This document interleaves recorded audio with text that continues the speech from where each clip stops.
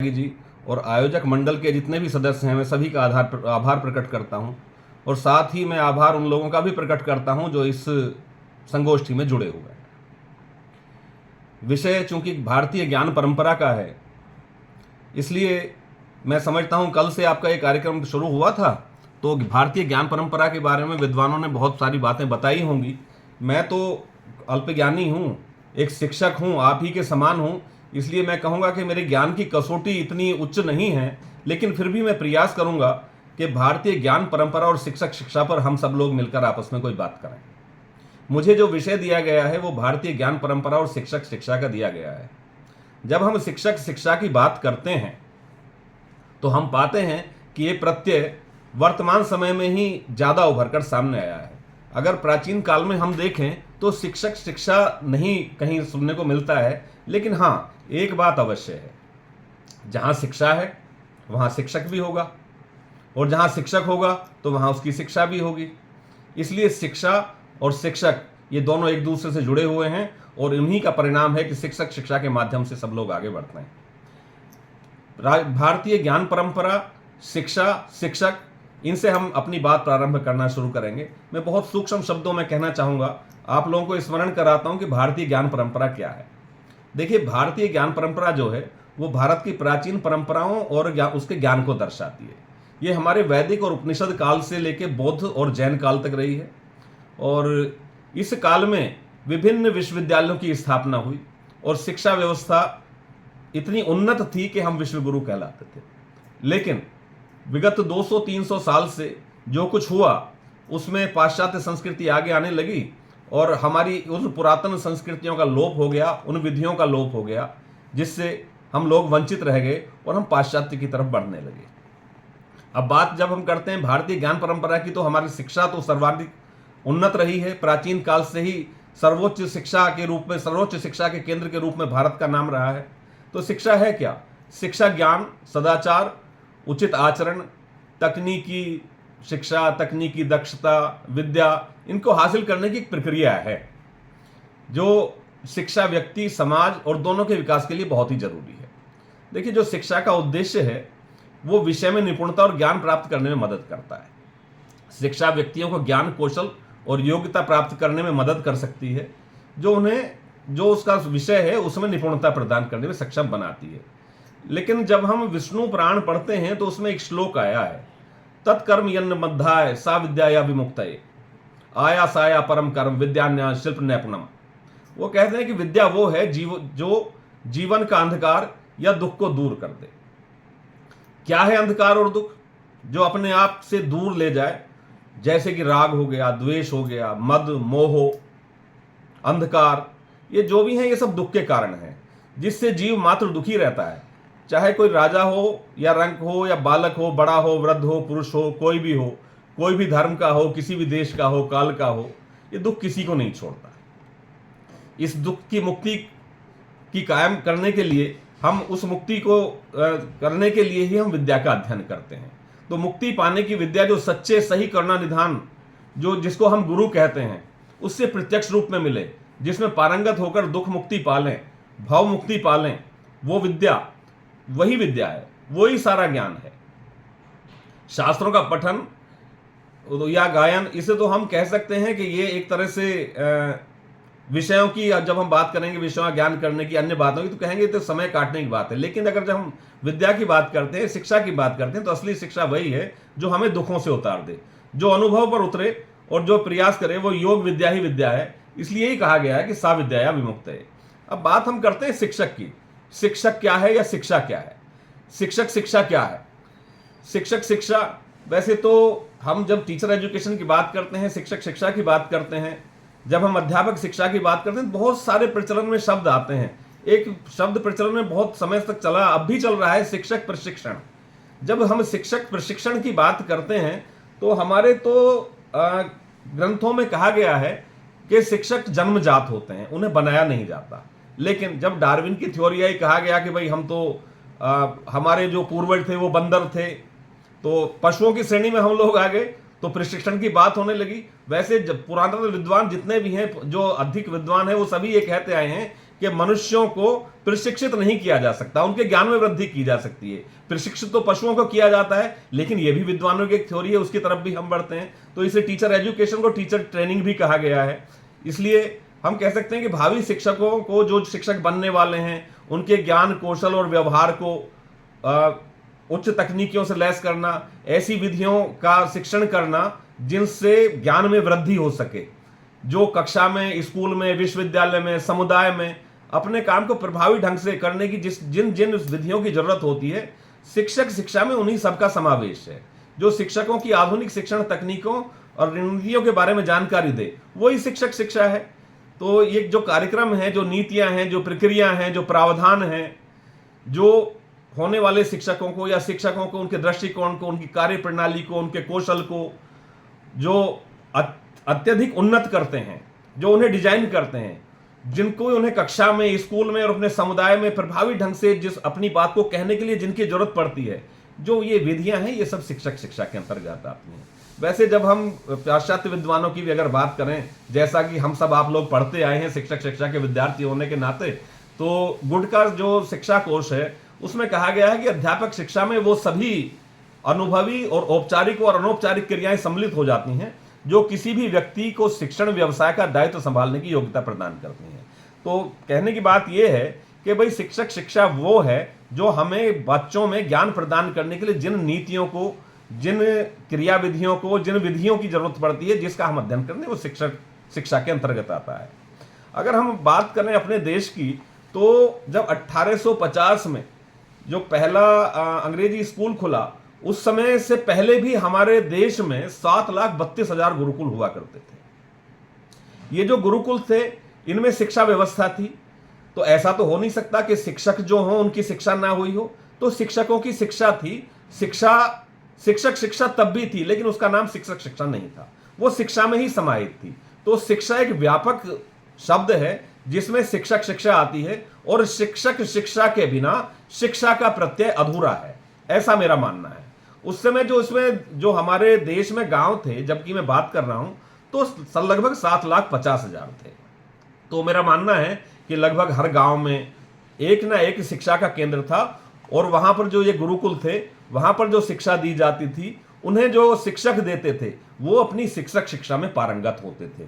वो शिक्षक भी तैयार करते थे, वो अन्य समाज के अन्य लोगों के लिए भी शिक्षा का काम करते थे। जो वहां गुरुकुल होते थे, उन्हें आज की भाषा में अगर कहें तो वो हायर लर्निंग इंस्टीट्यूट थे। उन हायर लर्निंग इंस्टीट्यूट्स में 18 से ज्यादा विषयों को पढ़ाया जाता था। कहा जाता है कि 64 कलाएं, जो 64 कलाओं की हम बात करते हैं, वो एक तरह से विषय ही थे।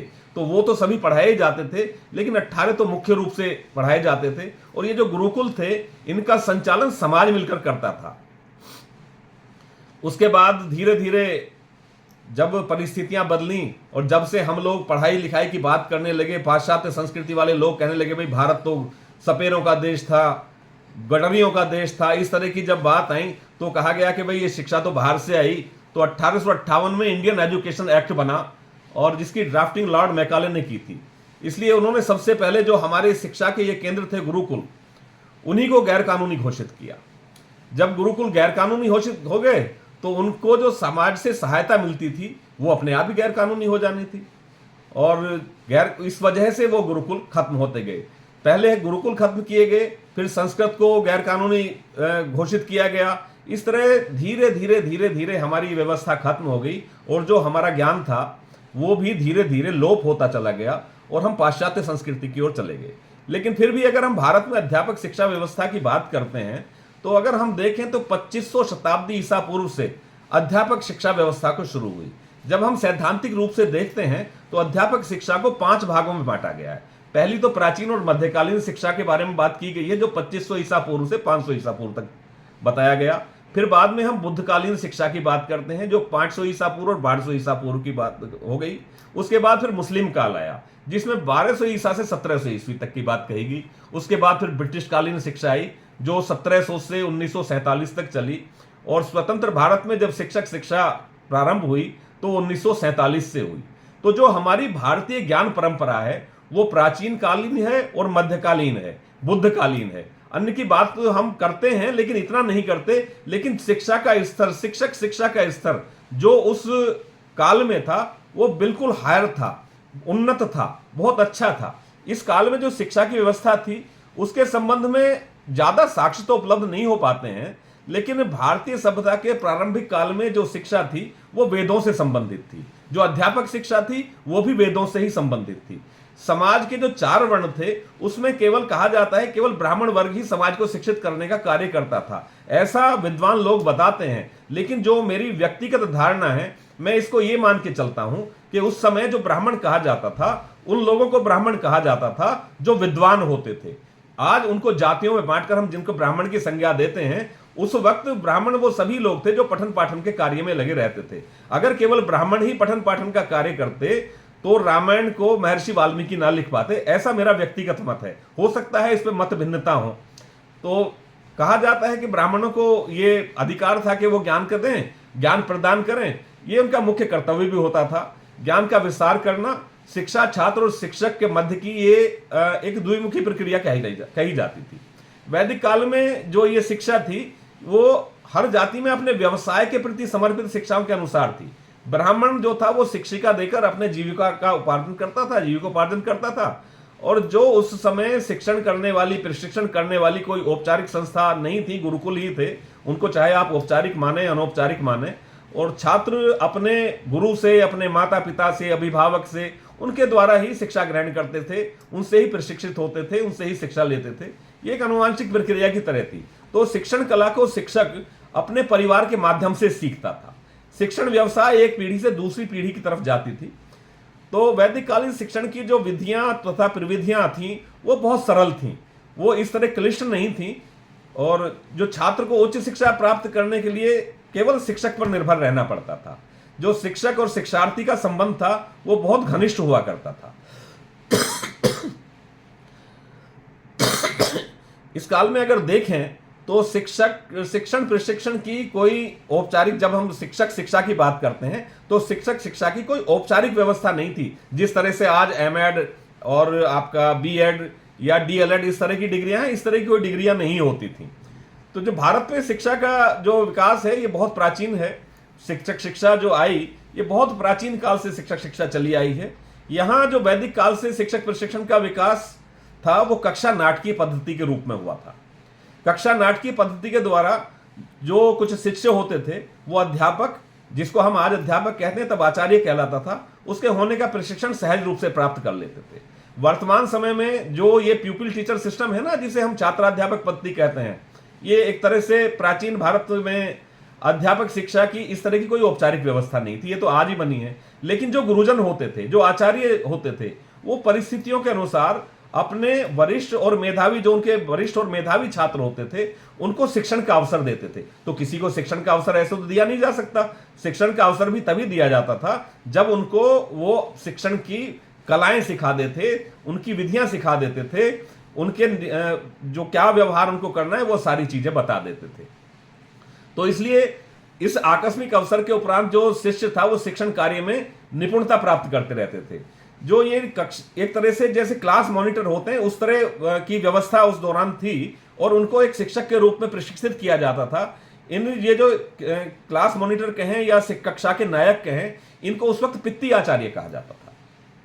तो इस संबंध में एक विद्वान हुए हैं डॉक्टर आरपी सिंह, उन्होंने भी अपना कहा है कि इस काल में ब्राह्मण परिवारों में वंशानुक्रम में ही शिक्षण कार्य होता था और जो एक पीढ़ी से दूसरी पीढ़ी तक चलता था। ये ऐसी बातें हैं जो हमें कहीं, जो हम लोग कहते हैं, आपस में विचार करते हैं, उस तरह से होता है। धीरे धीरे ये व्यवस्था बौद्ध काल में अध्यापन व्यवसाय के प्रति धारणा के रूप में बलवती होती चली गई और शिक्षण का व्यवसाय केवल ब्राह्मणों की धरोहर नहीं रहा, ऐसा मानना जाने लगा।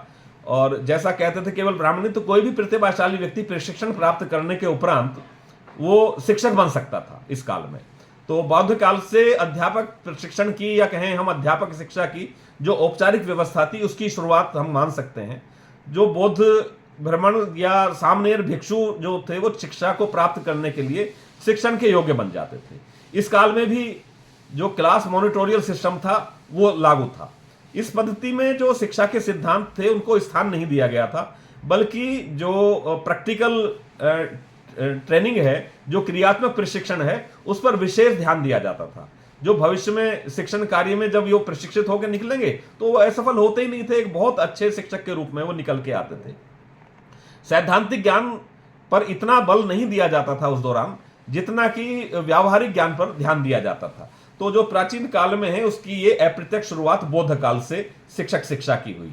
मध्यकाल की जो हम बात करें, मुस्लिम शासक जब आए तो हम भारतीय प्राचीन परंपरा में उसको हम थोड़ा एक तरफ रख के जब हम आधुनिक शिक्षण प्रशिक्षण की औपचारिक व्यवस्था की बात करेंगे तो यूरोपीय जातियों ने इसको यहां आने के बाद प्रारंभ किया और प्रारंभिक चरण में प्रारंभिक शिक्षा के लिए नॉर्मल स्कूल सबसे पहले डेन मिशनरियों ने 1716 में खोले।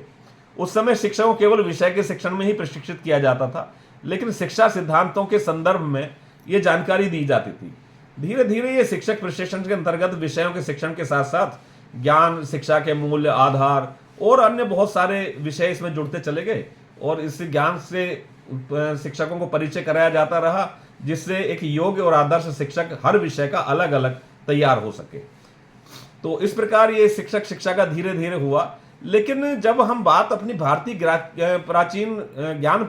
ज्ञान परंपरा को हम शिक्षक शिक्षा से जोड़ के देखते हैं तो ये बात हमारे वेदों से प्रारंभ होगी।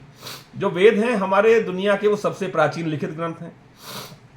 भारतीय ज्ञान परंपरा के अंतर्गत ऋग्वेद में भी शिक्षण की विधियों का बहुत वर्णन मिला है। ऋग्वेद में कहा गया है अनुब्रवाणो अध्येति, अर्थात गुरु के पीछे पीछे बोलता हुआ अध्ययन करने वाला छात्र होता है। ऋग्वेद में बहुत सारे ऐसे मंत्र आए हैं जिनसे यह पता हम लोगों को चलता है कि शिक्षण की पद्धति में छात्र केवल गुरु के अनुश्रवण से ही सीखता था। यह भी एक शिक्षण की पद्धति मानी गई है, जो कि एक शिक्षक शिक्षा का ही भाग है। जब हम ऐत्रेय अरण्यक में स्वाध्याय के बारे में पढ़ते हैं तो उसमें स्वाध्याय के 3 चरण बताए गए हैं, पितृन्नम, निर्भुजम, उभय मंत्र तरेण। इसमें पितृन्नम का अर्थ है यथोचित रूप से तोड़ा हुआ, यानी कि टुकड़ों में उसको पढ़ाया जाए, अर्थात विभिन्न हिस्सों में किया हुआ पाठ। निर्भुज का अर्थ है क्रमबद्ध पाठ और पितृन्न का अर्थ है संहिता पाठ। यह भी एक शिक्षक शिक्षा का अंग है। जब हम वैदिक मंत्रों के समझने की बात करते हैं तो उनके शिक्षण को भी आचार्य ने मुख्यतः 4 चरणों में बांट दिया था, पद पाठ, क्रम पाठ, घन पाठ और संहिता पाठ। इस विधि में छात्र बीच बीच में अपनी शंकाएं और तर्क भी उपस्थित करते रहते थे। उपनिषद काल और ब्राह्मण काल में जब हम देखते हैं तो कई स्थलों पर हमें एक अक्षर लिखा हुआ मिलता है, अत्र शंकते। ऐसा पद जगह जगह प्रयुक्त किया गया है। तो ये जो अत्र शंकते है, ये इस बात का प्रतीक है कि जब छात्र को कोई शंका होती थी तो वो बीच में ही शास्त्रार्थ के रूप में कहिए या प्रश्नोत्तर के रूप में कहिए तो अपनी बात कहता था और गुरु बीच में ही अपना अध्यापन को स्थगित कर देता था और उनकी शंकाओं का छात्रों की समाधान करने लगता था। तो ये एक विधि थी। तो भारतीय ज्ञान परंपरा की जो शिक्षक शिक्षा की शिक्षक विधियों में जब हम देखते हैं तो वेद शास्त्र आदि को पढ़ने के लिए जो विधि का प्रयोग हुआ वो वाद विवाद या तर्क का प्रयोग हुआ है। इससे विषय को प्रत्यक्ष उपस्थित रखने में और विषय की उपाध्येयता को चिरकालीन बनाने में महत्वपूर्ण योगदान इसका हुआ है। पहले गुरुकुलों में वेद, उपनिषद, पुराण, दर्शन शास्त्र, धर्मशास्त्र, व्याकरण, साहित्य, ज्योतिष, गणित, खगोल, आयुर्वेद और बहुत सारे विषय थे जिन सब की शिक्षा दी जाती थी। लेकिन शिक्षक शिक्षा को विशेष रूप से शिक्षक शिक्षा के रूप में नहीं दिया जाता था, उसे इन सभी के साथ छात्र को पढ़ाया जाता था जिससे वो एक अच्छे शिक्षक के रूप में बन सके। तो धीरे धीरे ये गुरुकुल जो थे ये ऐसे विद्यालय थे जहां से विद्यार्थी एक अच्छा शिक्षक होकर निकलता था, एक अच्छा विद्यार्थी होकर निकलता था, एक अच्छा विद्वान होकर निकलता था। लेकिन ये जो गुरुकुल हुए वहां विद्यार्थी अपने परिवार से दूर रहता था और जो गुरु होता था उसके परिवार का एक हिस्सा बनकर ही शिक्षा प्राप्त करता था। प्राचीन भारत में जो अध्ययन और अध्यापन के केंद्र थे ये गुरुकुल ही हुआ करते थे, जो जिनमें दूर दूर से विद्यार्थी आते थे। वो ब्रह्मचारी रहते थे, सत्यान्वेषी होते थे, परिव्राजक होते थे और अध्ययन अध्यापन को ही अपना विशेष ध्यान देकर करते थे। तो जब बात हम करते हैं शिक्षक शिक्षा की, शिक्षकत्व की, तो भाई शिक्षा क्या है, शिक्षण क्या है, शिक्षकत्व क्या है, ये विचार हमारे दिमाग में उठते हैं। तो जो विशुद्ध भारतीय ज्ञान परंपरा या यूं कहें कि जो हमारा सनातन है वो स्वयं ही शिक्षण को व्यक्त कर देता है। शिक्षण में शिक्षा और शिक्षकत्व के सभी तत्व समाहित हो जाते हैं। जरा जब विस्तार से और तथ्यपूर्वक जब हम समझते हैं तो यजुर्वेद के दूसरे अध्याय के 33वें मंत्र को हमें समझना चाहिए। उसमें लिखते हैं कि आधत्त पितरो गर्भ कुमारम पुष्कर मस्त्रजम यथे पुरुषोसत। ये जो श्लोक यजुर्वेद के दूसरे अध्याय के 33वां मंत्र जो ये आया है, ये जो श्लोक आया है, इसकी व्याख्या महर्षि दयानंद ने की। महर्षि दयानंद सरस्वती ने इसकी व्याख्या करते हुए कहा कि ईश्वर आज्ञा देता है कि विद्वान पुरुष और स्त्रियों को चाहिए कि विद्यार्थी कुमार व कुमारी को विद्या देने के लिए गर्भ की भांति धारण करें।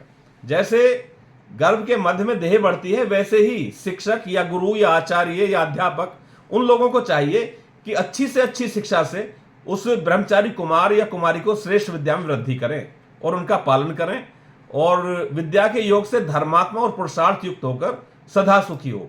ऐसा अनुष्ठान सदैव करते रहना चाहिए। जो वैदिक वांग्मय की जब हम बात करते हैं तो इसमें जो शिक्षक था वो आचार्य शब्द के संदर्भ में उसकी व्याख्या की गई है। आचार्य वो है जो आचरण से शिक्षा दे। आज के तरह के शिक्षक की तरह से नहीं है कि आया, क्लास में गए, व्याख्यान दिया और चले गए।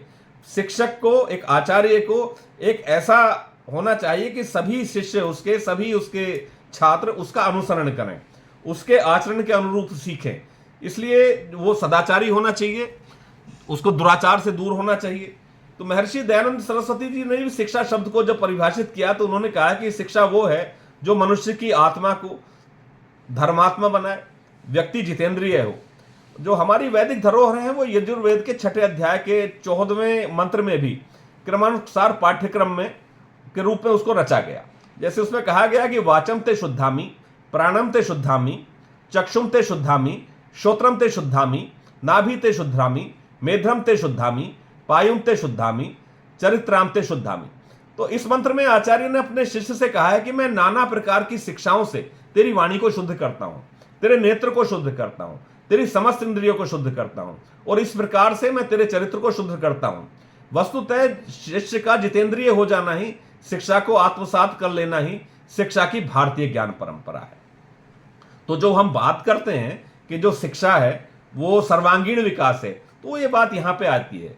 इंद्रिय दृष्टि से जितेंद्रिय हो जाना, जो विवेकशील हो जाने और सुचितापूर्ण हो जाना है, यही सनातन का प्रमाण पत्र माना गया। यही हमारी प्राचीन ज्ञान परंपरा रही। जो प्राचीन काल था उसमें शिक्षा का जो उद्देश्य था वो ज्ञान प्राप्ति था, वो कोई उपाधि प्राप्त करना नहीं था। आज तो हम जो भी शिक्षा ग्रहण करते हैं सबसे पहले ये सोचते हैं कि भाई हमें डिग्री क्या मिलेगी, हमें प्रमाण पत्र क्या मिलेगा, तो उस प्रमाण पत्र के अनुसार, उस डिग्री के अनुसार उसे हम करने का प्रयास करते हैं। लेकिन हमारी भारतीय ज्ञान परंपरा में ना कोई डिग्री का प्रावधान था, ना किसी उपाधि का प्रावधान था। जो शिष्य थे वो अपने गुरु के नाम से जाने जाते थे। तो जो स्वामी विवेकानंद ने भी कहा है कि जो मनुष्य की अंतर्निहित पूर्णता है उसको अभिव्यक्त करना ही शिक्षा है। मानवीय परिवेश में शिक्षा की वास्तविक लक्ष्य जीवन की अखंड प्रक्रिया को अनुभूत करना और जीवन के उदात्त मूल्यों को खोज करना और समझने में व्यक्ति की सहायता करना है। शिक्षा वो बीज है जो व्यक्ति में बोधत्व के भाव को अंकुरित करके उसके स्वयं को निखारता है, और इस स्वयं को निखारने का काम जो करता है वो आचार्य करता है, वो शिक्षक करता है। वो शिक्षक शिक्षा के माध्यम से उसमें वृद्धि करने के लिए अपने अंदर ऐसे गुणों का विकास करता है कि ताकि छात्रों में उन गुणों को परिपोषित कर सके और छात्र अपने जीवन में आगे बढ़ सकें। इसी से स्वत्व से ही, इस स्वत्व से ही व्यक्ति की, छात्र की, मनुष्य की जो मेधा है वो प्रतिष्ठित हो जाती है। ईश्वर द्वारा जो प्रदत्त दिव्य गुण हैं उनसे युक्त बुद्धि को वेदों में मेधा कहा गया है। मेधा हम प्रथमा ब्रह्मवती ब्रह्मजुताश्रीम श्रुताम, अर्थवेद का ये 6ठे उस अध्याय का 108वां श्लोक है। ये मेधा ही है जो व्यक्ति को पूर्ण समन्वित दृष्टि प्रदान करके उसे विवेकशील या प्रज्ञावान मनुष्य बनाती है। जब हम उपनिषदों की बात करते हैं तो तैत्तिरीय उपनिषद, कठोपनिषद, मांडुक्योपनिषद। सर अथर्ववेद का जो आपने अभी उदाहरण श्लोक का दिया सर, एक बार फिर से उसको आप बताएं, कौन से अध्याय का कौन सा श्लोक है सर? ये 6ठे अध्याय का 108वां श्लोक है। जी धन्यवाद सर। जी, तो मैं बात उपनिषद की बात कर रहा था। तो जब हम उपनिषद पढ़ते हैं तो उसमें अगर हम देखें तो तैत्तिरीय उपनिषद के आरंभ में ही एक बड़ी अद्भुत सी प्रार्थना दी गई है, जिसे हम अपनी सनातन आजकल की परंपरा में भोजन मंत्र के रूप में भी उपयोग करते हैं। लेकिन ये तैत्तिरीय उपनिषद में भी आया है, कठोपनिषद में भी आया है, मांडुक्योपनिषद में भी आया है, श्वेताश्वर पत्रोपनिषद में भी आया है। लेकिन तैत्तिरीय उपनिषद के आरंभ में ही इसको दिया गया है। ओम सह नावतु सह नो भुनक्तु सह वीर्यम करवावह तेजस्वी नावधीत मस्तु मा विद्विषावह ओम शांति शांति शांति। अज्ञानतावश लोग इसे समझते हैं कि यह भोजन का मंत्र है, लेकिन यह केवल मात्र भोजन का ही मंत्र नहीं है। जब हम इसमें देखते हैं तो उसमें इसका जब हम अर्थ देखते हैं तो इसमें कहा गया कि हे ब्रह्मा, एक गुरु शिष्य के बारे में कह रहा है कि गुरु शिष्य दोनों की एक प्रार्थना है, पर आपस जो इसके प्रार्थना के रूप में दी गई है, उसमें कहा गया है कि हे ब्रह्मा, हम दोनों की समान रूप से रक्षा करें, हम दोनों को समान रूप से ज्ञान का फल प्रदान करें, ताकि हम दोनों अर्जित ज्ञान से शक्ति प्राप्त करने के योग्य बन सकें। हमारी शिक्षा पूरी तरह से ऊर्जावान और शानदार हो, हमारी अर्जित शिक्षा शानदार हो, हम एक दूसरे से घृणा ना करें। ओम शांति शांति शांति। तो इस तरह की बातें हमारे ज्ञान परंपरा में कही गई हैं। गुरु और शिष्य को दोनों का जो संबंध है वो बड़ा घनिष्ठ रहा है। भारतीय ज्ञान परंपरा जो वैदिक और उपनिषद काल में थी, वो बौद्ध काल और जैन काल में भी रही। विभिन्न विश्वविद्यालयों की स्थापना और शिक्षा व्यवस्था, उससे यही स्पष्ट हो जाता है। लेकिन धीरे धीरे इसका लोप होता चला गया और जरूरत पड़ी कि इसको हम पुनः अपनी शिक्षा में समाहित करें, क्योंकि जो हमारी प्राचीन भारतीय ज्ञान परंपरा के अंतर्गत शिक्षा है वो इतनी अद्वितीय है कि जब हम आजकल के जो ये पाश्चात्य विद्वानों की जब हम नियम पढ़ते हैं, जब उनकी शिक्षण विधियां पढ़ते हैं, तो ये हमारे प्राचीन ग्रंथों में मिलती हैं। जो आजकल शिक्षा व्यवस्था जो बनाई गई है उसके भी नाम बदले गए हैं, लेकिन जब हम प्राचीन काल में अपनी शिक्षा व्यवस्था देखते हैं तो जो वो संस्थाएं थीं उनके भी अलग अलग नाम दिए हुए थे। जैसे टोल एक शिक्षण संस्था हुआ करती थी जो प्राचीन काल में स्थापित थी। इस संस्थाओं में केवल एक शिक्षक हुआ करता था, जहां मुख्य रूप से हम लोग संस्कृत के विषय को पढ़ते थे। तो जब मैंने टोल की व्यवस्था की बात की तो इस तरह से इसे हम आज जैसे एकल विद्यालय के रूप में देखते हैं, तो एकल विद्यालय के रूप में टोल चलते थे, चारण चलते थे। वेदों के अनुसार किसी एक अंक की शिक्षा प्रदान करने वाली संस्था चारण कहलाती थी। जैसे आजकल अलग अलग शिक्षा के संस्थान अलग हो गए हैं, विधि के संस्थान अलग हो गए हैं, विज्ञान के अलग हो गए हैं, संस्कृत के विश्वविद्यालय अलग हो गए हैं। तो इस तरह की जो संस्थाएं थी उन्हें चारण कहा जाता था। घटिका, इसमें दर्शन और धर्म की उच्च शिक्षा प्रदान करने वाली ये संस्थाएं थी, इनको घटिका कहा गया है। परिषद थी, इस तरह की संस्था में 10 शिक्षक होते थे जो विभिन्न विषयों की शिक्षा प्रदान करते थे। फिर गुरुकुल होते थे, गुरुकुलों में वेद, साहित्य और धर्म की मौखिक रूप से शिक्षा दी जाती थी। जो हमारा प्राचीन काल था, जो हमारी भारतीय ज्ञान परंपरा रही है, उसमें लिखित का स्थान कम था। लिखित का इसलिए कम था, कहा जाता था कि जो हम कंठस्थ कर लेंगे वो ज्ञान हमारा ज्यादा स्थायी होगा। तो कंठस्थ करने पर ज्यादा ध्यान था, लिखित की कम थी। इसलिए गुरुकुलों में जो साहित्य, वेद, धर्म और इनकी जो शिक्षा थी वो मौखिक रूप से दी जाती थी। और इस पद्धति में छात्रों को गुरुजन मंत्र, वेद और उनके अर्थों में मौखिक रूप से इस प्रकार से उनको कंठस्थ करा देते थे कि वो उनके गूढ़ अर्थों को, उनके रहस्य को भी समझ जाते थे। इससे छात्रों की समस्याओं का हल भी होता था। और इसी के लिए गुरुकुल में शास्त्रार्थ और वाद विवाद का भी प्रयोग किया जाता था। विद्यापीठ थे, इन विद्यापीठों में व्याकरण और तर्कशास्त्र की व्यवस्थित शिक्षा प्रदान की जाती थी। ये शिक्षण संस्थाएं थी, ये भी शिक्षा के एक बड़े केंद्र होते थे। विशिष्ट विद्यालय हुआ करते थे, इनमें एक ही विषय की शिक्षा दी जाती थी। जिस प्रकार से उसमें चारण में दी जाती थी उसी प्रकार से दी जाती थी इनमें भी। फिर मंदिर महाविद्यालय थे। प्राचीन काल में कुछ मंदिर थे जो शिक्षण संस्थाओं के रूप में कार्य करते थे। इनमें धर्म की, दर्शन की, वेद की, व्याकरण की शिक्षा थी। ब्राह्मणीय विद्यालय होते थे, इन्हें चतुष्पति भी कहा जाता था। इनमें दर्शन, पुराण, कानून, व्याकरण, इन विषयों की दी थी। उसके बाद फिर विश्वविद्यालय थे। इस प्रकार की जो शिक्षा संस्थाएं थी वो सभी विषयों में शिक्षा प्रदान करती थी। ये बड़े विश्वविद्यालय हुआ करते थे, शिक्षा के बड़े केंद्र होते थे। तो अगर हम प्राचीन भारतीय ज्ञान परंपरा में जाकर शिक्षा को देखते हैं या अपनी शिक्षा व्यवस्था को देखते हैं या शिक्षा पद्धति को देखते हैं, तो हम ये पाते हैं कि हमारा उस समय का जो उद्देश्य था वो ज्ञान हासिल करना था, वो कोई उपाधि प्राप्त करने का नहीं था। इसलिए भारतीय जो हमारा ज्ञान परंपरा रही है उसमें जो मूल्यांकन की प्रक्रिया थी वो आज की केवल जो मूल्यांकन की प्रक्रिया केवल लिखित परीक्षाएं हो गई, केवल इस तरह की नहीं थी। उसमें जो गुरु था वो अपने शिष्य की प्रतिभा का आकलन करता था। और जिस तरह डिग्रियां हैं, जिस तरह से हम प्रमाण पत्र लेते हैं, जब कहीं बाहर वो शिष्य जाते थे तो उनकी प्रतिभा का आकलन भी उनके गुरु के अनुसार ही किया जाता था। इसलिए जो भारतीय अवधारणा है उसमें शिक्षा का उद्देश्य मात्र केवल जीविकोपार्जन तक ही सीमित नहीं रहा था, बल्कि ज्ञानार्जन के द्वारा व्यक्ति को आध्यात्मिकता के दिव्य गुणों से युक्त करके उसे धर्म, अर्थ, काम और मोक्ष चारों पुरुषार्थों के पालन योग्य बनाना भी था।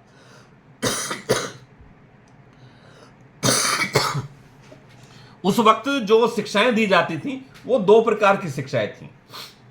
भौतिक संसार में जीवन यापन के लिए जो शिक्षाएं थी वो अध्यात्म शिक्षा, पराविद्या और अपरा विद्या, इन दो विधाओं को में बांटा गया था। जो पराविद्या थी वो आध्यात्मिक विद्या थी और अपरा विद्या जो थी वो सांसारिक विद्या थी, या इसे अविद्या के रूप में भी जान लेते थे। इन दो भागों में शिक्षा को बांटा गया था। इसी के आधार पर व्यक्तित्व का निर्माण करते हुए ऋतंभरा प्रज्ञा को जागृत करने पर व्यक्ति अंततः महर्षि अरविंद के मानव से महामानव बनने के पथ पर अग्रसर हो जाता है। मानव से महामानव बनने का जो निहितार्थ है, ये लोक में सच्चरित्रता का बीजारोपण करके मानवता के दिव्य गुणों को अपनाने के लिए आम जनता को प्रेरित करना ही है। ऋग्वेद के 10वें अध्याय में इसी आशय से निर्देशित किया गया है। इस अध्याय में बताया गया है कि एक श्लोक में कहा गया कि हे प्राणी, पहले तू ईश्वर के निर्देशों को समझने में सक्षम हो जा, उसके बाद फिर ज्ञान को आत्मसात कर और दिव्य गणों को प्राप्त करके यज्ञ आदि के द्वारा पंच जनों का भरण पोषण करते हुए ऋतंभरा ज्ञान से परिपूर्ण एक आदर्श मनुष्य बन और फिर अपने सच्चरित्रता से दिव्य जनों का निर्माण कर। इस प्रकार अगर हम देखें तो यहाँ से हम सर्वांगीण विकास की बात हम करते हैं। जो हमारी शिक्षा व्यवस्था थी वो सर्वांगीण विकास की बात करती थी। प्राचीन हमारी जो ज्ञान परंपरा है, जो वेदों की है, उपनिषद की है, इन सब में मनुष्य के सर्वांगीण विकास की बात की गई है, केवल किसी एक गुण को प्रफुल्लित करने की बात नहीं कही गई है। यहां जो हम बात करें तो ये यजुर्वेद में भी ये बातें आई हैं, सारे वेदों में इन बातों को कहा गया है। और प्राचीन भारतीय शिक्षा में जो जब हम देखते हैं तो वहां पर विराट गुरुकुल हमें देखने को मिलते हैं। ये गुरुकुल शिक्षा के केंद्र तो मात्र थे ही, लेकिन शिक्षक शिक्षा के भी एक बड़े केंद्र थे। अगर कोई पूछे कि भाई जो आदि शंकराचार्य थे उन्होंने शिक्षक बनने के लिए कौन सी शिक्षा ग्रहण की, तो एक हास्यपूर्ण बात हो जाएगी। अगर कहें चाणक्य ने शिक्षक बनने के लिए कौन सी शिक्षा ग्रहण की थी, तो वो भी एक हास्यपूर्ण बात हो जाएगी। तो वहां सर्वांगीण विकास के लिए बात की जाती थी और सर्वांगीण विकास में शिक्षक शिक्षा भी एक महत्वपूर्ण घटक था और इस शिक्षक शिक्षा को उभारने के लिए ये काम किया जाता था। ये शिक्षा दी जाती थी, सारे विषयों की शिक्षा दी जाती थी, सभी अंगों में शिक्षा दी जाती थी और सभी विधियों का उसमें निरूपण था। और यही कारण रहा था कि हमारे प्राचीन भारत में गुरुओं को जितना सम्मान मिला, उसकी प्रति जितनी प्रबल श्रद्धा रही, उसका छोटा सा अंश भी विश्व में हमें कहीं देखने को या सुनने को नहीं मिलता है। विश्व के अन्य हिस्सों में हमें विशेषज्ञ तो मिल सकते हैं, शिक्षण तकनीकी में पारंगत पेशेवर अध्यापक भी मिल सकते हैं, लेकिन अपने आचरण से छात्रों के अंतःकरण में ज्ञान की लो प्रज्वलित करने वाले आचार्य केवल भारतवर्ष में हमें मिलेंगे, क्योंकि यहाँ की जो शिक्षा व्यवस्था थी वो सर्वांगीण विकास की बात करती थी।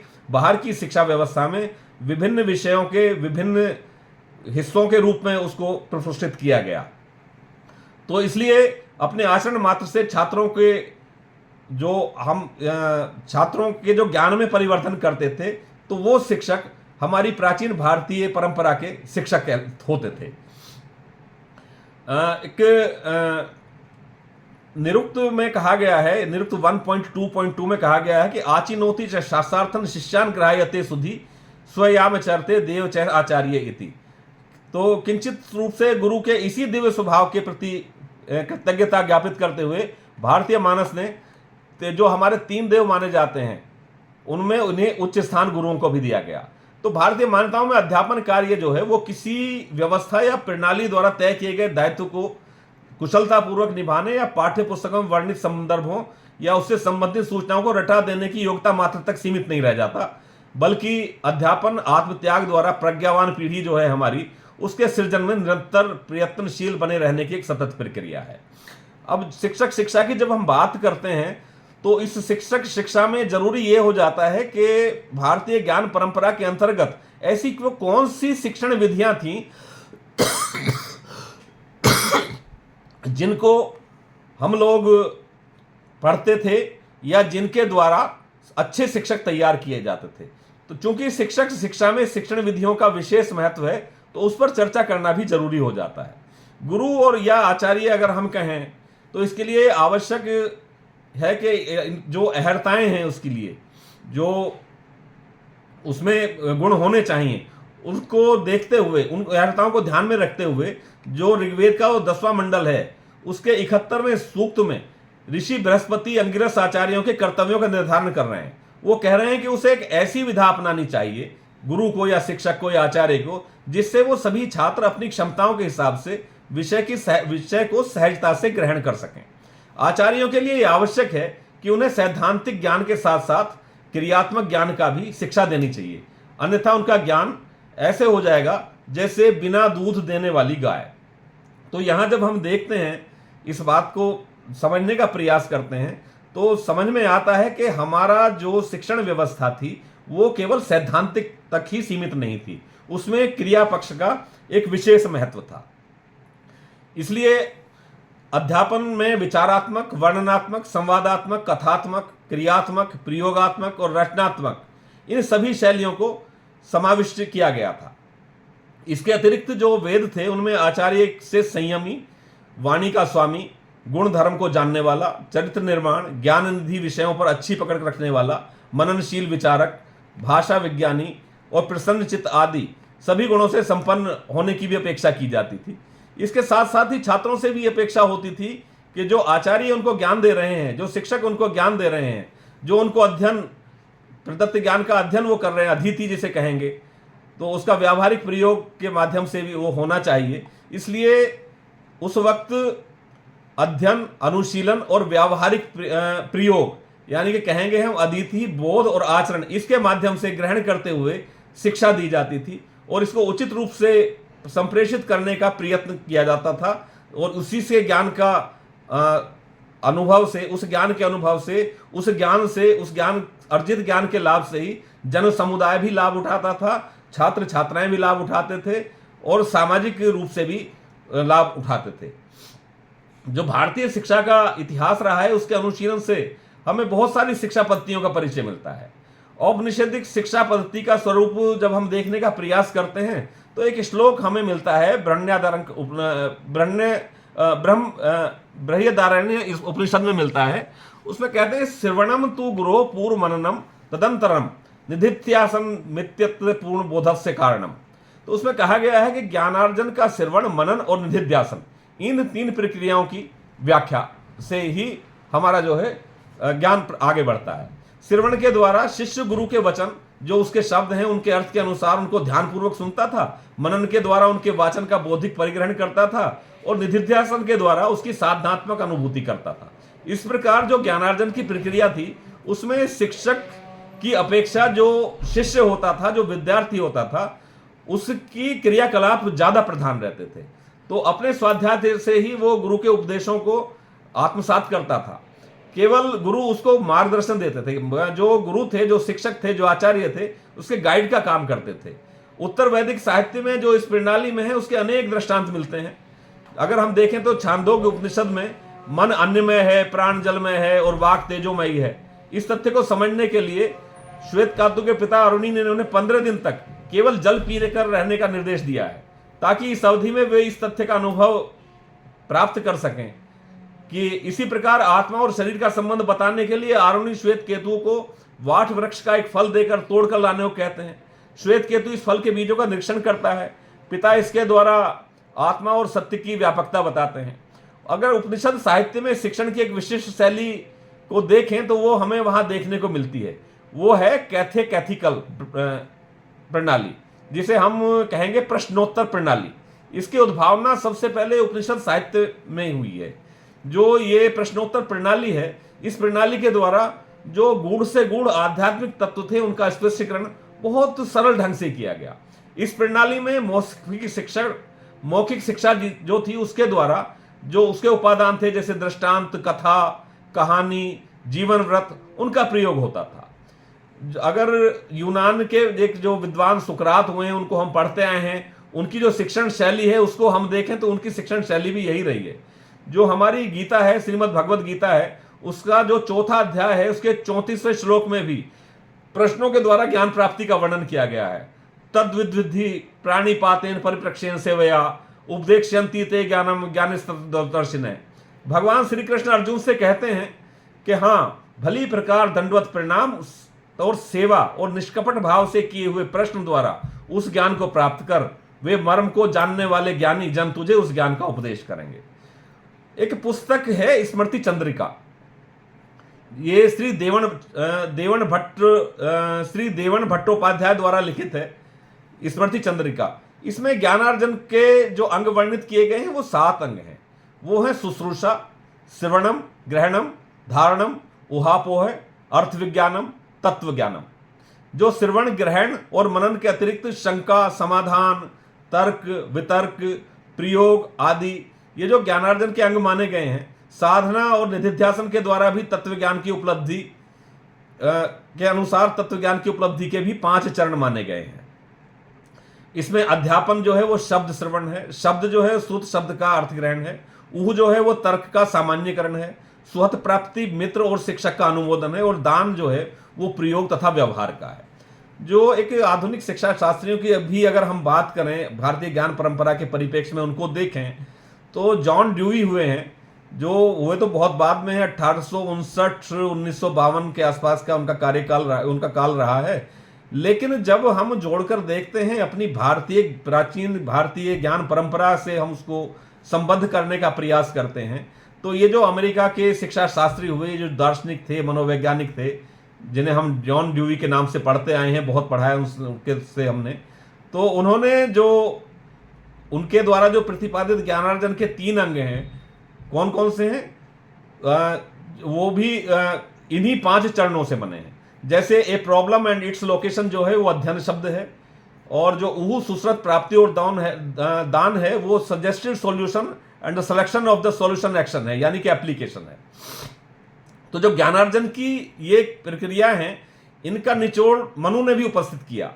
उन्होंने कहा कि ज्ञान की प्राप्ति 4 रूपों में होती है। जो किसी तत्व ज्ञान का पहला चतुर्थ भाग जो है वो छात्र शिक्षक से ग्रहण करता है। तो यहां देखने वाली बात यह है कि जो शिक्षक है उसका स्थान बहुत महत्वपूर्ण है, और शिक्षक तभी अच्छा शिक्षक होगा जब उसे शिक्षा का ज्ञान होगा। तो वो शिक्षक से जो ग्रहण करता है, और जो चौथा भाग है वो उसे अपनी बुद्धि से प्राप्त करता है, तीसरा भाग अपने मित्र और सहपाठियों से, और चौथा भाग अपने अनुभव से प्राप्त करता है। तो ये सारी जो प्रक्रियाएं हैं ये सब आपस में मिक्स हैं, और ये हमारी भारतीय ज्ञान परंपरा का अंग है। जो उपनिषद हैं उनमें जो प्रयुक्त कथा कथन और प्रश्नोत्तर की रोचक शैलियों का जो व्यवहार है वो बाद में भी शिक्षण के कार्य में होता रहा है। जब हम पंचतंत्र और हितोपदेश इस शैली के जो प्रतीक हैं, ये जो शिक्षण कार्य में हो रहे हैं, यही प्रश्नोत्तर और रोचक शैलियां थीं जो व्यवहार में बाद में आई। जो वाद विवाद और शास्त्रार्थ की जो प्राचीन पद्धति है, जो आज भी जिसे हम सेमिनार के रूप में जानते हैं, ये प्रचलित है। ये प्रचलित जो सेमिनार्स हैं, ये पद्धति एक तरह से शास्त्रार्थ और वाद विवाद से ही संबद्ध है। जो अनुभवी और जो सुयोग्य छात्र थे वो शिक्षण कार्य में शिक्षक की सहायता लगातार करते थे, बराबर करते थे। तक्षशिला जैसे जो सुप्रसिद्ध शिक्षा केंद्र हुए उनमें ये प्रथा पूर्णतः प्रचलित रही। बौद्ध प्राचीन भारत के विद्यालयों में जो ये प्रणाली रही उसमें उपगुरु प्रणाली, मॉनिटोरियल प्रणाली भी प्रचलित रही है। अगर हम अध्यापन विधियों की बात करें तो 6 पद्धतियां हमें देखने को मिलती हैं। ये जो 6 पद्धतियां हैं, ये मौखिक शिक्षा, व्याख्या प्रणाली, शास्त्रार्थ, परिदृश्य प्रणाली, सशिष्य देशाटन और अधिशिक्षण, ट्यूटोरियल्स, ये 6 शिक्षण प्रणालियां मिलती हैं। जब हम जैन काल की बात करते हैं और हम बात करते हैं मौखिक शिक्षण की, तो जैन काल में, बौद्ध काल में जो मौखिक शिक्षा थी उसकी प्रधानता थी। उस समय जो लेखन कला था उसका विकास हो चुका था, लेकिन लेखन सामग्रियों के अभाव में, इन कठिनाइयों के कारण जो ब्राह्मणीय शिक्षण पद्धति के समान ये पद्धति थी, प्रायः मौखिक थी। जो मौखिक पद्धति के रूप में हम देखते आए, इस पद्धति के द्वारा भारतीय ज्ञान प्रणाली के सभी आचार्यों ने शिक्षण किया और उसके अनुसार ही ज्ञान हमको प्राप्ति हुई। उसके बाद जो दूसरी प्रणाली आई वो व्याख्या प्रणाली आई। ये व्याख्या प्रणाली व्याख्यान प्रणाली ही है जिसे हम आज प्रयुक्त करते हैं।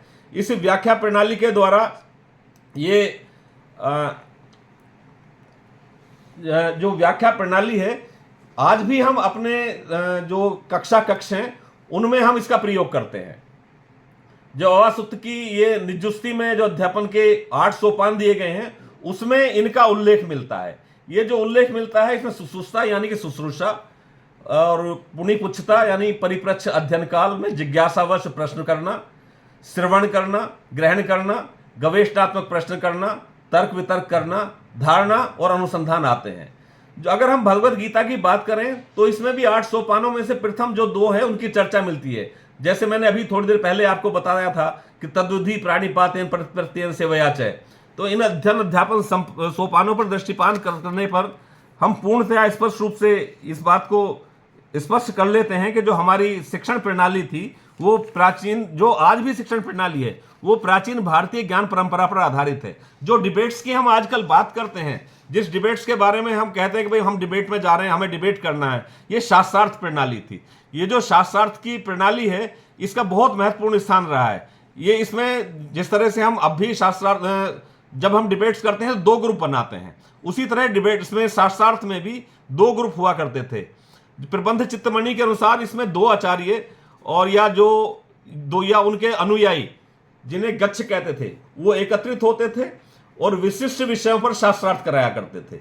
इस प्रकार की प्रणाली से राजाओं और धनिकों द्वारा समय समय पर जो इसमें अपना उत्कृष्ट प्रदर्शन करते थे उन्हें पुरस्कार भी दिए जाते थे। अगर हम ब्राह्मणकालीन शिक्षा में बात करें तो राजा जनक की जो सभा थी जो उसमें शास्त्रार्थ के लिए बहुत प्रसिद्ध रही। राजा जनक की सभा में ही जो याज्ञवल्क्य हुए उन्होंने ब्रह्म विद्या पर शास्त्रार्थ किया और उनके समकालीन आचार्यों को उन्होंने पराजित किया। अगर जैन परंपरा में भी हम देखें तो अज्जा, चंदना, याकिनो, हरिभद्र ऐसे आचार्य हैं जिन्होंने शास्त्रार्थ के द्वारा ही जैन धर्म की श्रेष्ठता स्थापित की है। इसके बाद जो वाद विवाद, प्रश्नोत्तर, भाषण, शिक्षण प्रवृत्ति, इनका विशेष स्थान रहा। एक प्रणाली, परिदृश्य प्रणाली, जिसे मैं अभी मॉनिटोरियल प्रणाली की बात कर रहा था, ये भी जैन साहित्य में, बौद्ध साहित्य में मिलती है, जिसको आजकल हम एक्सकर्शन के रूप में देखते हैं। ये सशिष्य देशाटन की प्रणाली थी। सशिष्य देशाटन का मतलब है कि गुरु अपने शिष्यों को साथ लेकर भ्रमण पर निकलते थे। आजकल जैसे हम प्रबंधन संस्थानों में देखें या अन्य शिक्षा संस्थानों में देखें तो इंडस्ट्रियल टूर पर जिस तरह से जाते हैं, उस प्रकार हमारी भारतीय ज्ञान परंपरा में जो हमारे गुरुजन थे, जो आचार्य थे, वो अपने शिष्यों को साथ लेकर जाते थे। उनको व्यावहारिक ज्ञान प्रदान करने के लिए भ्रमण कराते थे और जगह जगह ले जाकर उनको उनका ज्ञान का परिवर्धन किया करते थे। उसी प्रकार ट्यूटोरियल्स प्रणाली, अधिशिक्षण प्रणाली थी। ये जो अधिशिक्षण प्रणाली है ये जैन काल में, बौद्ध काल में रही। अगर 10 वैकालिक सूत्र के अध्ययन की बात करें तो इसमें अध्ययन के 5 सोपान बताए गए हैं। जो 5 सोपान हैं जिनको हम आज भी पढ़ते हैं वो है एक्सप्लेनेशन, क्वेश्चनिंग, मेडिएटिंग और रेसिटेशन, डिलीवरिंग ऑफ सेरेमन्स। और अगर हम उस अपनी भारतीय ज्ञान परंपरा में इनको पढ़ते हैं तो हम इनको पढ़ते हैं वाचना, प्रच्छन्ना, अनुप्रेक्षा, अज्ञान, धर्मोपदेश। तो इस प्रकार जो एक्सप्लेनेशन, वाचना था, ये व्याख्यान प्रणाली थी। इसके अंतर्गत सूत्रों को अर्थ जो था वो छात्रों को समझाया जाता था। क्वेश्चनिंग में शिष्य सूत्रों के अर्थ के संबंध में जिज्ञासा प्रकट की जाती थी और साथ ही जो सूत्र विशेष थे उनसे इतर कार्य करने के लिए, उनके जानने के लिए प्रश्न बीच बीच में किए जाते थे। आचार्यों द्वारा भी छात्रों में सहज रूप से बोध प्रश्न किए जाते थे। जो अनुत्प्रेक्षा, मेडिटेटिंग की बात हम करते हैं तो जो पठित अंश होता था उस पर चिंतन मनन करना ही इसमें किया गया था। वैसे तो इसमें 343 लक्षण बताए गए हैं, लेकिन समय की अपनी सीमाएं होती हैं और उनका वर्णन मैं यहाँ करने में अपने आप को असहाय पा रहा हूँ। उसी तरह आमनाय प्रणाली थी। पठित सूत्रों का सही उच्चारण उसमें दिखाया जाता था। धर्मोपदेश, धर्मोपदेश में अर्थोपदेश थे, अनुयोग वर्णन होते थे, व्याख्यान होते थे। सर उन 43 लक्षणों पे थोड़ा सा सांकेतिक अगर आप प्रकाश डालेंगे तो शायद कुछ लाभ मिल सकेगा सर। सर सांकेतिक प्रकाश से भी आप सर उसको कंक्लूड करें किस पर मैडम? Sir please. सर जो 43 लक्षण आपने 43 अभी नहीं उल्लेखित मैडम, किया। 43 नहीं, मैंने ओके 343 की बात कही है। अभी मैं अपने आप को ओ ये सॉरी सारे सर। बताने में अक्षम पा रहा हूं। अगर आप जी आपके सर आप यहाँ प्लीज। आदरणीय सलूजा जी आएंगे, जब वो अपनी बात जी कहेंगे तो शिक्षण विधियां हमारे जी प्राचीन काल में उनके अनुसार 32 से भी अधिक शिक्षण विधियां जो प्रचलित थी उन पर भी वो प्रकाश डालेंगे। मैं इतना उनके जैसा विद्वान जी नहीं हूं, तो मैं आपसे यही निवेदन करूंगा कि इस बारे में अन्य जी विद्वानों से करें, क्योंकि समय की भी अपनी सीमाएं होती हैं और मात्र 15 मिनट बाकी बचे हैं, मुझे अन्य भी कुछ बातें इसमें श्योर करनी सर हैं। श्योर। तो उसके जी बाकी मैं श्योर सर अपने श्योर जितने थैंक यू। भी जुड़े हुए यहाँ पर प्रतिभागी हैं उनसे मैं ये आग्रह करूंगा कि इस प्रकार की जितनी भी शंकाएं, जितने भी समाधान हैं, वो मुझे ईमेल करें, मुझे व्हाट्सएप करें या फोन पर मुझसे संपर्क करें, तो समय समय पर जितना मुझसे हो सकेगा मैं उनका मार्गदर्शन करता रहूंगा। लेकिन चूंकि आज हम शिक्षक शिक्षा और ज्ञान, भारतीय ज्ञान परंपरा की बात कर रहे हैं, तो संक्षिप्त में मुझे अपनी इन बातों को पूरा करना है। तो जो मैं बात कर रहा था, धर्मोपदेश के बाद की बात कर रहा था, उसी तरह मैं चतुर्दश सूत्रीय प्रणाली की भी बात यहां कहना चाहूंगा। ब्रू स्टोन के चार्ल्स ब्यूंग के में जो आरंभिक बौद्ध शिक्षा के प्रमुख 14 विधियों का उल्लेख मिलता है, उसमें संक्षिप्त स्पष्टीकरण है, विशिष्ट विषय पर एकाग्रता है, विस्तृत व्याख्या है, पूर्णता की विभिन्न अवस्थाओं का क्रमिक शिक्षण है, पारिभाषिक शब्दों की व्याख्या है, आनुषांगिक अंशों का पृथक्करण है, भौतिक और आध्यात्मिक स्तर पर विषय सामग्री का प्रमाणीकरण है, आत्मबोध है, विषय वस्तु का विश्लेषण है, षट विधि है, सत्य आदि का विभेदीकरण है, शब्दों की शक्ति और महत्ता का बोध है, आवृत्ति है, प्रमाण और पुस्तरण है। इस प्रकार जो हमारी भारतीय ज्ञान प्रणाली थी, जो भारतीय ज्ञान परंपरा थी, वो इतनी उत्कृष्ट थी, इतनी प्रसिद्ध थी कि उसके बारे में अगर हम बात करें तो आज की जो शिक्षण पद्धतियां हैं या जो शिक्षा प्रणाली है, वो उसके सामने कहीं भी नहीं ठहरती है। इसके यहां मैं कोई छोटी सी बात और जोड़ना चाहूंगा। ये जो हम भारतीय ज्ञान परंपरा में शिक्षक शिक्षा की बात करते हैं, तो हम अपने उन प्राचीन, उन सभी दार्शनिकों को भूल जाते हैं जिनको हम या तो अर्थशास्त्री कह के नकार देते हैं, या हम ये कह के नकार देते हैं कि भाई इन्होंने तो संस्कृत का ज्ञान दिया है, या ये कह देते हैं कि भाई इन्होंने तो किसी अन्य विषय का ज्ञान दिया है। लेकिन यहां हम ये भूल जाते हैं कि ये जो हमारे प्राचीन ऋषि मुनि या जो प्राचीन हमारे जो गुरुजन रहे, जो आचार्य रहे, वो बहुत बड़े शिक्षा शास्त्री थे। उन्होंने अध्यापक शिक्षा के क्षेत्र में, शिक्षक शिक्षा के क्षेत्र में बहुत बड़ा काम हुआ। अगर मैं इस तरह की बात करूं तो मैं ईसा पूर्व में जाना चाहूंगा। ईसा पूर्व में हमारे आदि गुरु, जगत गुरु आदि शंकराचार्य हुए हैं। हम आदि शंकराचार्य को पढ़ते तो हैं, लेकिन हमारे किसी भी शिक्षक साथी ने या शिक्षक विद्वान ने उनको कभी शिक्षा शास्त्री कह के संबोधित नहीं किया। लेकिन यहां मैं उनको एक शिक्षा शास्त्री के रूप में संबोधन करना, अपने आप में करके अपने आप को गौरवान्वित महसूस करना चाहता हूं। जो आदि गुरु शंकराचार्य थे, उन्होंने जो हमारा विष्णु पुराण का जो हम पढ़ते आए हैं, सा विद्या या विमुक्तये, इस शब्द के अनुसार ही उन्होंने समझाया कि शिक्षा वही है जो मुक्ति दे।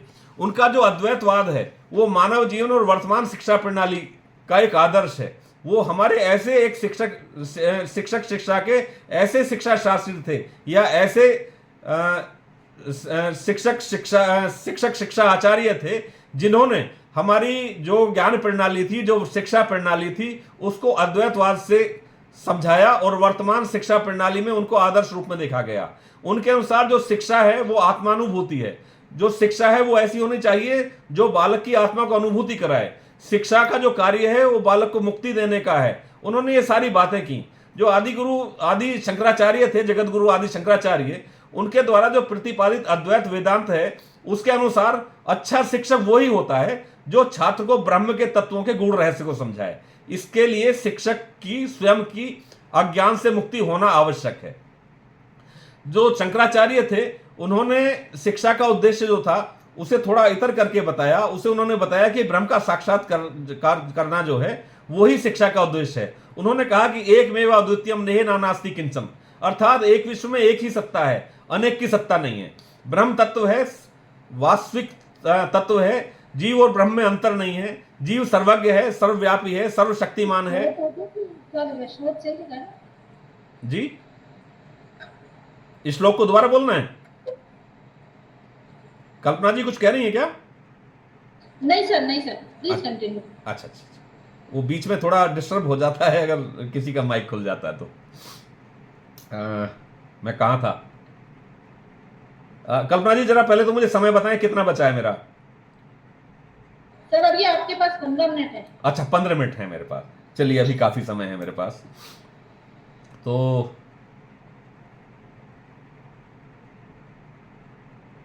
हाँ, मैं आदि शंकराचार्य की बात कर रहा था। तो आदि शंकराचार्य ने जो बात कही वो विश्व में एक ही सत्ता की बात कही। उन्होंने ब्रह्म को जानने से मनुष्य ब्रह्म में हो जाता है ऐसी बात कही। उन्होंने कहा कि जीव और ब्रह्म जो है वो एक हो जाने के बाद ही उनसे ही मुक्ति प्राप्त होती है, और इसे प्राप्त करने पर मनुष्य कह बैठता है कि अहम ब्रह्मास्मि, तो अर्थात मैं ही ब्रह्म हूं। तभी उसे आत्म साक्षात्कार प्राप्त होता है। आत्म तत्व के दर्शन के लिए जो बृहदारण्य है उसमें भी कहा गया है कि आत्मा व अरे द्रष्टव्य श्रोतव्यो मंतव्यो निधिध्यासितव्य, अर्थात इस आत्मा को देखना चाहिए, इस पर मनन करना चाहिए तथा निधिध्यासन द्वारा उसका साक्षात्कार करना चाहिए। जब हम अपने गुरुजनों से हम पढ़ते हैं तो निधिध्यासन की बात हम शिक्षक शिक्षा में सुनते आए हैं, तो निधिध्यासन की बात उन्होंने कही। और आदि शंकराचार्य के अनुसार जो है वो शिक्षा दो प्रकार की है, आध्यात्मिक शिक्षा है और भौतिक शिक्षा है। जो अभी मैं आपको बता रहा था पराविद्या और अपराविद्या की बात कर रहा था, ये वही आध्यात्मिक और भौतिक शिक्षा है। आध्यात्मिक शिक्षा में शिक्षा परमात्मा के संबंध में ज्ञान देती है। इस प्रकार से शिक्षा से जो व्यक्ति है वो ब्रह्म और आत्मा की एकता को समझ सकता है। जो अपरा विद्या है वो व्यक्ति को सांसारिक सुख प्राप्त करने के लिए प्रेरित करती है और वो इंद्रिय भोग का आनंद लेने का प्रयत्न करता है। इस प्रकार जो दोनों प्रकार की शिक्षा का आधार है उस पर शंकराचार्य जी ने पाठ्यचर्या को दो भागों में विभाजित किया है। एक में व्यावहारिक ज्ञान, जिसमें उन्होंने भाषा को रखा, उन्होंने चिकित्सा शास्त्र को रखा, गणित को रखा, आसन को रखा, व्यायाम को रखा और ब्रह्मचर्य, इस प्रकार के विषयों का समावेश किया।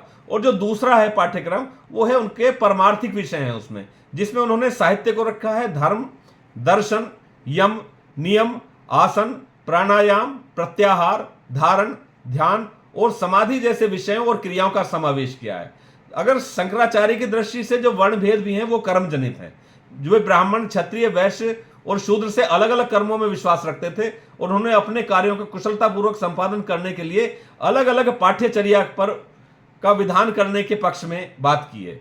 लेकिन परा शिक्षा के लिए सबको समान ज्ञान और समान क्रियाएं करने पर बल देने की बात की। और यही हमारी शिक्षक शिक्षा का जो है एक मुख्य आधार है कि इसमें जो हम कक्ष में जो हम छात्रों को पढ़ाएं उसमें हम समान ज्ञान दें और समान क्रियाएं कराने पर बल दें, लेकिन साथ में जो उनके इंडिविजुअल डिफरेंसेस हैं उनका भी हम ध्यान रखें। लेकिन ऐसा ना हो जाए कि किसी छात्र पर ज्ञान की अधिकता हो और किसी पर कम रहे।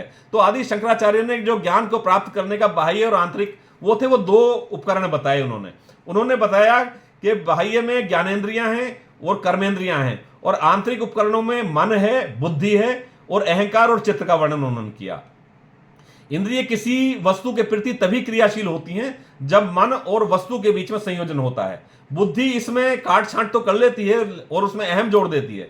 जो अहम है उसी से ज्ञान चित्त पर अंकित हो जाता है और चित्त से आत्मा को प्राप्त होता है। शंकराचार्य ने ज्ञान प्राप्त करने के लिए 4 स्रोत बताए। ये जो 4 स्रोत हैं यही हमारे शिक्षक शिक्षा के आधारों के रूप में भी हम इनको देख सकते हैं। उन्होंने जो ये 4 स्रोत बताए हैं वो प्रत्यक्ष, अनुमान, शब्द और तर्क। जो इंद्रिय प्रत्यक्ष को तब तक स्वीकार नहीं करती जब तक आत्मा द्वारा प्रत्यक्ष नहीं हो जाता। यानी कि अगर हम कुछ देख भी रहे हैं, शिक्षण में अगर हम कुछ हैं तो उसके क्रियात्मक पक्ष पर इन्होंने बल दिया और स्वदेश क्रियाओं पर उन्होंने बल दिया। अनुमान में ये पूर्व अनुभव के आधार पर नए अनुभवों को तर्क के द्वारा स्वीकार करने की बात उन्होंने की है। शब्द के रूप में जो वेद हैं और जो तंत्र हैं उन ग्रंथों को उन्होंने श्रेष्ठ माना। तर्क का अर्थ है बौद्धिक कसौटी। अतः जब तक इंद्रिय प्रत्यक्ष, अनुमान और शब्द द्वारा प्राप्त ज्ञान बौद्धिक तर्क की कसौटी पर नहीं कसा जाता तब तक उसके बारे में सत्य और असत्य प्रमाणित नहीं हो सकता। शंकराचार्य ने ज्ञान प्राप्ति के भी 3 सोपान बताए।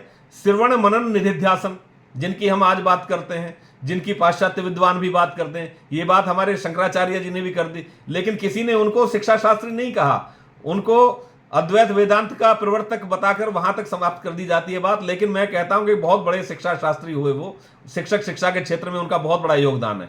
श्रवण में वेद, ब्राह्मण, अरण्यक, उपनिषद और गीता आदि ग्रंथों का गुरुमुख के द्वारा श्रवण और उनका स्वाध्याय, मनन में श्रवण उनका अध्ययन, उसके द्वारा प्राप्त ज्ञान पर चिंतन और निधिध्यासन में प्राप्त ज्ञान का नित्य चिंतन का प्रयोग। ये शंकराचार्य जी ने बात की। श्रवण और अध्ययन के पश्चात प्राप्त ज्ञान पर विद्वानों में वाद विवाद को वो अच्छा मानते थे। इसी के साथ उन्होंने प्रश्नोत्तर विधि, व्याख्या विधि, दृष्टांत विधि और उपदेश विधि को भी बहुत महत्वपूर्ण बताया।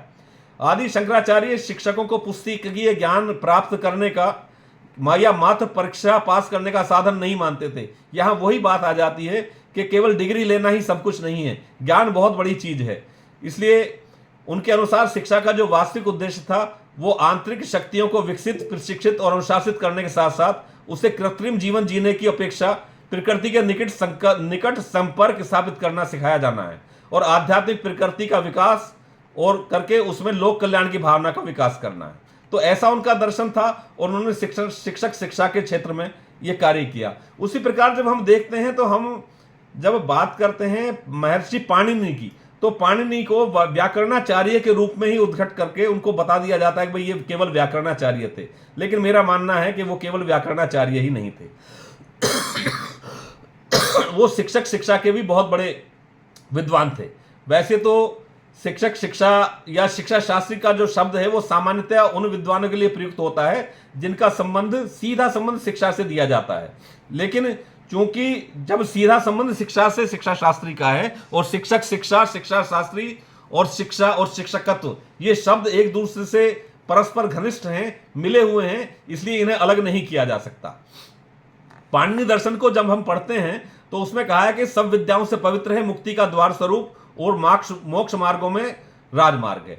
उनके अनुसार जो मानव शिक्षा का अर्थ है वो प्रशिक्षण, जो व्यक्ति को प्रकृति से मिलाता है। अब मैं यहां आपकी बात जिसमें जो शब्द आया कि मानव शिक्षा का अर्थ है वह प्रशिक्षण जो व्यक्ति को प्रकृति से मिलाता है, तो मैं यहां आपको शिक्षक शिक्षा और शिक्षक प्रशिक्षण की से इसको जोड़ने की बात आपके बीच करूंगा। आप सभी विद्वजन हैं, इस अंतर को और इस सामंजस्य को समझ रहे होंगे कि जो शिक्षा का अर्थ है वो प्रशिक्षण जो व्यक्ति की प्रकृति से मिलता है, यानी कि हमारे करने से जो क्रियात्मक हमारा पक्ष है उससे ही हम शिक्षण की तरफ बढ़ते हैं, उसी से हम शिक्षा की तरफ जाते हैं। तो महर्षि पाणिनि ने शिक्षा के ज्ञान को आगे बढ़ाने का काम किया। उन्होंने भी शिक्षा के 4 सूत्र ही दिए हैं। उन्होंने श्रवण शिक्षा, उच्चारण शिक्षा, पठन शिक्षा और लेखन शिक्षा की बात की है। इन्हीं के आधार पर उन्होंने समाज की शिक्षा दी और वेदों को उच्चारित करने का काम किया।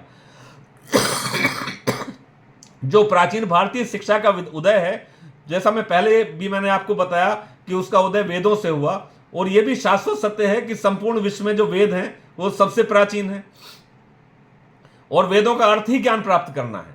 ज्ञान प्राप्ति में सहायक शास्त्र को वेदांग कहा गया।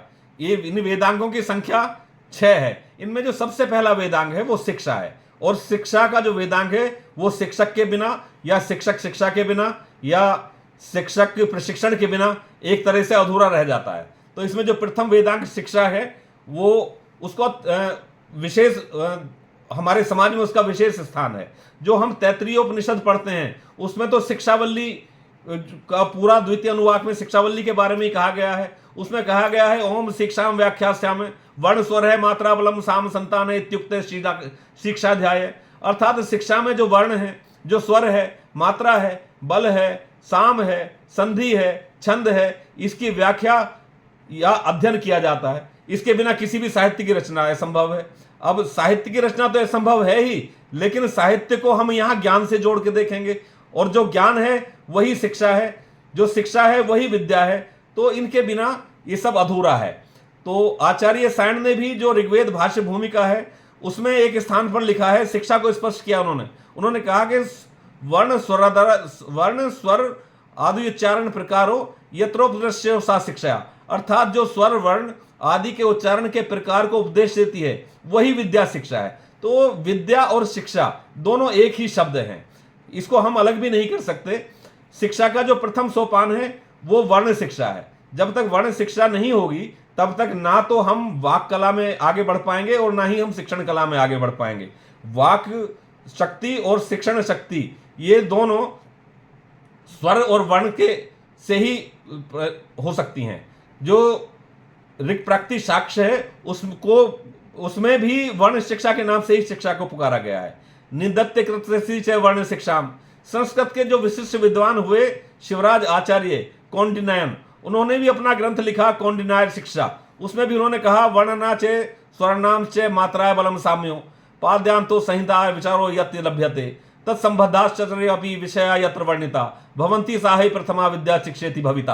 अर्थात शिक्षा शास्त्र जो है उसका उद्देश्य वेद प्राप्ति, वेद की ज्ञान प्राप्ति के उच्चारण शुद्धि की रक्षा करना, अध्ययनकर्ताओं को समर्थ बनाना है। क्योंकि उच्चारण शुद्धि के लिए वर्ण स्वर मात्रा बल साम संधि छंद आदि में पारंगत होना अति आवश्यक है और ये सब व्याकरण के विषय हैं। तो महर्षि पाणिनि जो थे उन्होंने वर्णों स्वरों उनकी विवेचना के अतिरिक्त उनकी उच्चारण प्रक्रिया का अति सूक्ष्म विश्लेषण किया है। जब उच्चारण प्रक्रिया की हम बात करते हैं तो कोई भी शिक्षक या शिक्षक शिक्षा बिना उच्चारण के आगे नहीं बढ़ सकती। मैं बार बार यहाँ पर शिक्षा शास्त्र की बात बीच में लेके आ जाता हूँ, लेकिन शिक्षक शिक्षा शिक्षा शास्त्र के एक अभिन्न अंग, दोनों एक दूसरे के जुड़े हुए अंग हैं, दोनों एक दूसरे पर अनुन्याश्रित हैं, दोनों को हम अलग नहीं कर सकते और इससे हम व्याकरण को अलग नहीं कर सकते। इसलिए महर्षि पाणिनि ने वर्णों स्वर्णों के विवेचन के अतिरिक्त जो उच्चारण प्रक्रिया का सूक्ष्म विश्लेषण किया वो हमारी शिक्षक शिक्षा का एक महत्वपूर्ण भाग है। व्याकरण के स्वर के लिए पाणिनीय शिक्षा और अष्टाध्यायी ये पूर्ण मार्गदर्शक और प्राचीन ग्रंथ हैं जिनके रचयिता प्राचीन भारतीय शिक्षा शास्त्री महर्षि पाणिनि हुए।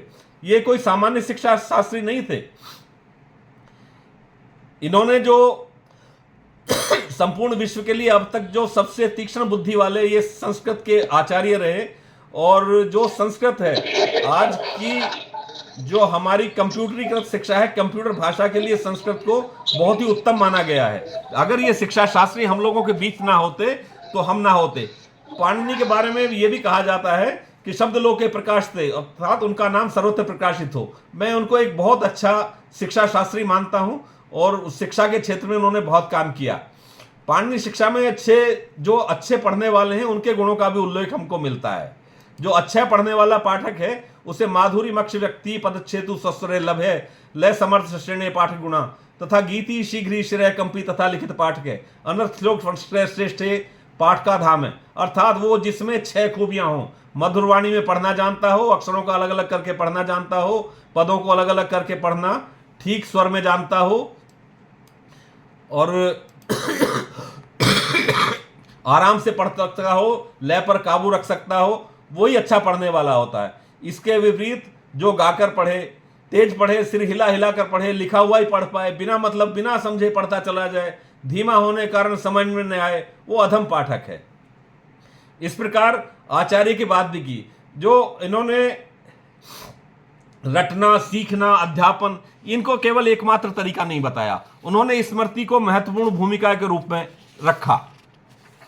महर्षि पाणिनि ने आलोचनात्मक अध्ययन की बात की। उन्होंने अध्ययन यांत्रिक पुनरुक्ति की पहली विधि को इंगित किया, जिसको वेद नाम शब्द, और दूसरी विधि अर्थात शब्दों की अर्थ की समझ के लिए। तो जब हम बात करें शिक्षक शिक्षा की, तो इसमें हम ये भी शिक्षक शिक्षा में हमारे बीच हम ये देखते हैं कि शिक्षक शिक्षा के साथ साथ हमें शिक्षार्थी और आचार्य और शिक्षक इनके बारे में भी बात कर लेनी चाहिए। पाणिनि ने 4 प्रकार के शिक्षकों का उल्लेख किया। उन्होंने बताया आचार्य, प्रवक्ता, श्रोत्रिय और अध्यापक। इनमें जो आचार्य का स्थान था वो सर्वोच्च था। आचार्य को ही शिष्य का उपनयन करने का भी अधिकार था। महाभारत में इन 4 प्रकार के शिक्षकों का उल्लेख भी मिलता है। ये जो 4 प्रकार के शिक्षक हैं, इनकी प्रतिष्ठा भी लगभग वैसी ही थी जैसी पाणिनि काल में इनको रहा गया, ये अब तक भी इसी प्रकार चल रहा है। महाभारत में एक ऋषि हुए संत सुजात, उनका कथन है कि जैसे यत्न पूर्वक मूंज के भीतर से सीख निकाली जाती है, वैसे ही भौतिक देह के भीतर निगूढ़ आत्म तत्व का साक्षात्कार किया जाता है। भौतिक शरीर तो माता पिता से मिल जाता है, किंतु सत्य के संसार में नया जन्म केवल आचार्य की कृपा से ही होता है। तो शिक्षक की जो 3 ये प्रकार हैं, उनमें ब्राह्मण शिष्य का उपनयन करके यज्ञ विद्या, रहस्य, उपनिषद और वेद आदि का अध्ययन कराता था, यही आचार्य होता था। तो उनकी जीविका में के बारे में भी वेद का एक देश अर्थात मंत्र है जो ब्राह्मण वेदों के व्याकरण के अंग को पढ़ाता है। एक दूसरा एक उपाध्याय भी इनमें, जो वेद का व्याकरण आदि पढ़ाते थे ब्राह्मण, उन्हें उपाध्याय कहा जाता था। जो संस्कार संपन्न कराते थे, ऐसे कर्मकांडी पुरोहित थे, उन्हें गुरु कहा जाता था। मनु की दृष्टि में भी जो आचार्य है उसका महत्व उपाध्याय की अपेक्षा 10 गुना है। उपाध्यायाधस्य आचार्य। वेदाध्ययन के स्तर के अनुसार महाभारत में भी शिक्षकों की 3 श्रेणियां बताई गई, छंदेवती, वेदवती और वैद्यवती।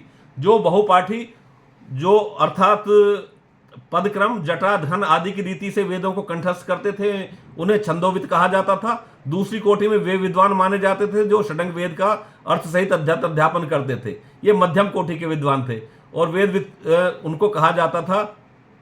और जो श्रेष्ठ कोटि के विद्वान वेदविद थे, उन्हें जानने योग्य परम तत्व को जानते थे। ये वेदविद कोटि के विद्वान, इन्हीं को यही आचार्य कहलाते थे। ये वेद विद्वान जो थे आचार्य थे। आज का जो समय है वो जरूरत हमें आचार्यों की है। हम शिक्षक बन जाते हैं, शिक्षक शिक्षा के क्षेत्र में कार्य करते हुए मात्र शिक्षक रह जाते हैं, लेकिन आचार्य बनने की प्रक्रिया की ओर हमें बढ़ना चाहिए। हम शिक्षा संस्कृति उत्थान न्यास में कार्य करते हैं। हम वहां कहते हैं कि शिक्षक नहीं, आचार्य बनो। आचार्य वो है जो अपने आचरण से छात्रों को सिखाएगा। इसलिए हमारा आचरण ऐसा होना चाहिए कि जो दूसरों के लिए एक मिसाल कायम हो।